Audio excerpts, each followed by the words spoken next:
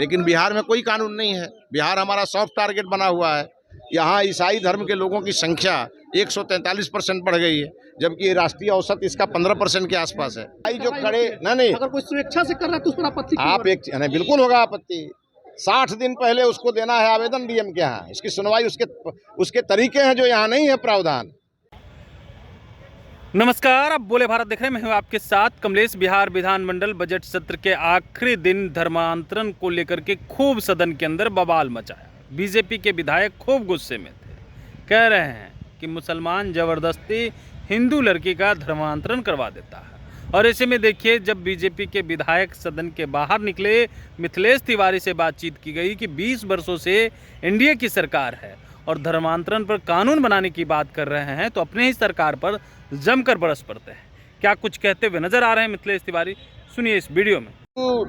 धर्म के लोगों को का कन्वर्शन न हो किसी अन्य धर्म में, इसको लेके धर्मांतरण कानून लागू है। उसमें उत्तर प्रदेश में सबसे सख्त कानून लागू है, 20 साल तक की सजा का प्रावधान है।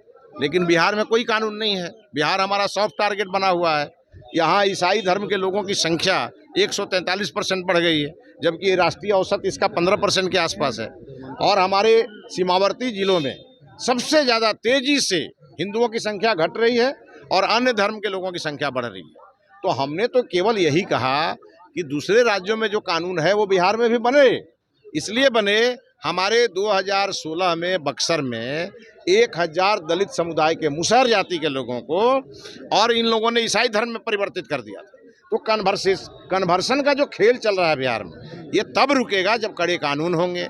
बिहार में कड़ा कानून नहीं होने के कारण ये हम लोग सजा भुगत रहे हैं। ये बलपूर्वक कराया जाता है, लोगों को लालच देके कराया जाता है। छोटे छोटे बच्चियों को बहला फुसला करके लव जिहाद के माध्यम से उसको इसका शिकार बनाया जाता है।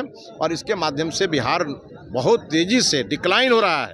हिंदुओं की संख्या घट रही है और अन्य धर्मों की संख्या बढ़ रही है। अब कह रहे हैं कि धर्मगुरु आप कर रहे हैं। यहाँ कानून नहीं है ना। जैसा अन्य राज्यों में कानून है वो कानून यहाँ नहीं है। बस कानून की ही बात हम लोग कर रहे हैं। जबरन वाले पे तुमने कहा कि कानून है, कार्रवाई भी होता है कि कोई जबरन अगर किसी का धर्म परिवर्तन करवा रहा है। अरे भाई जो खड़े नहीं, अगर कोई स्वेच्छा से कर रहा है तो उस पर आपत्ति आप एक नहीं, बिल्कुल होगा आपत्ति। 60 दिन पहले उसको देना है आवेदन डीएम के यहाँ। इसकी सुनवाई उसके तरीके हैं जो यहाँ नहीं है प्रावधान।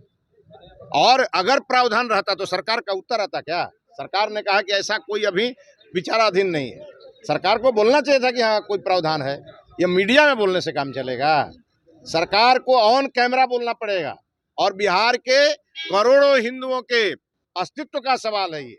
और इसलिए ये जो कानून उत्तर प्रदेश में लागू है वो कानून बिहार में लागू करना पड़ेगा और हम लोग लागू कराएंगे। एनडीए की सरकार है, लेकिन ये कानून बना नहीं है 20 वर्षों में तक। आप कह रहे लागू करा के। अरे भाई, तो कानून बनेगा तभी ना लागू होगा। कानून बनाने की बात कर रहे हैं हम। अब ये हम तो गृह मंत्री नहीं रहे भाई। सर, जो लोग स्वेच्छा से प्रेम कर रहे हैं, शादी कर रहे हैं, आपको क्या उनसे भी कोई मसला है?